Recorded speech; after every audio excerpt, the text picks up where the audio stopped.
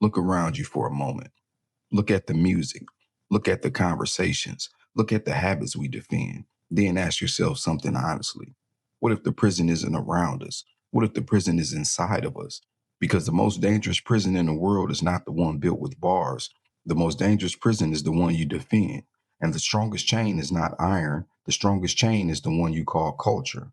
Now, before anyone runs off into their emotions, let me say this clearly. This is not about blaming any race, although we justifiably could. That explanation is too easy, too comfortable, too shallow. Blaming someone else may explain the past, but it does nothing to explain why the code is still running today. Because the real issue is deeper than that. The real issue is the programming inside the mind of Black people. Programming that was installed so long ago that many of us now defend it as identity. And that's the trick. Because once a person defends the system that shaped them, that system no longer needs chains. Let me say something that might make you uncomfortable. Control is never maintained through force alone. Force is only used at the beginning. The whip, the chains, the violence, those are tools of installation. But once the programming takes hold, you don't need the whip anymore. The people will maintain the system themselves. They will police themselves. They will mock anyone who tries to think differently. They will protect the very behaviors that keep them trapped. And they will call it culture. Culture, a word that should represent identity, discipline, and legacy. But somewhere along the way, culture became something else. It became a shield used to defend dysfunction, a shield used to excuse laziness, a shield used to protect habits that destroy the very men practicing them. And the moment someone questions it, they're accused of acting different, thinking they're better. No, they're just refusing to worship the prison.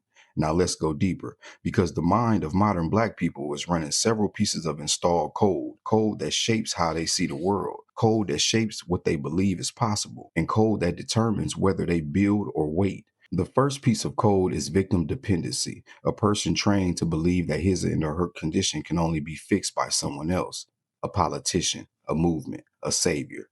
Someone will come, someone will fix it, someone will deliver justice. But the problem with waiting for a savior is that a person who waits to be saved never becomes powerful. They become dependent. And dependency is just another form of control. The second piece of installed code is escapism. Entertainment becomes the center of life, not discipline, not mastery, not building, just distraction.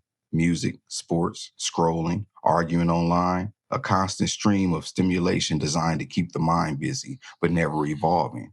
And while the mind stays distracted, time keeps moving. Years pass, opportunities pass, and before people even realize what happened, their life has been spent consuming instead of creating.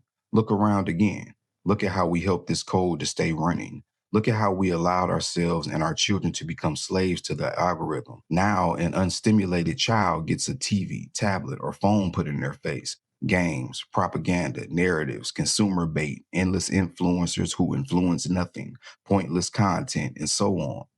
Then comes the most dangerous code of all, the savior illusion, a belief system that teaches a man that someone else carried the burden for his mistakes, that someone else paid the price, that someone else is responsible for redemption.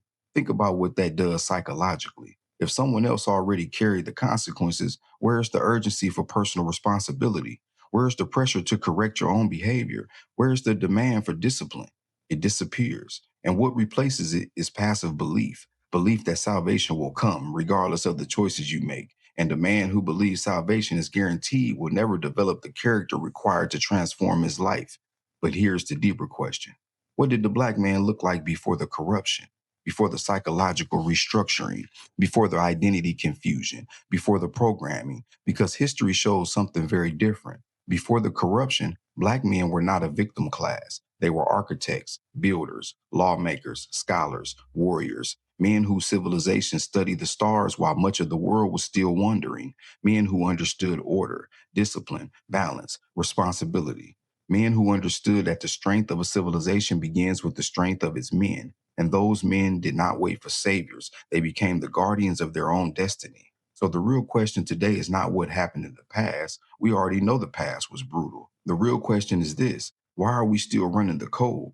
Why are we still defending the habits that weaken us? Why do we protect the very patterns that keep us stagnant? Why do we mock discipline but celebrate chaos? And why do we react emotionally when someone challenges the programming?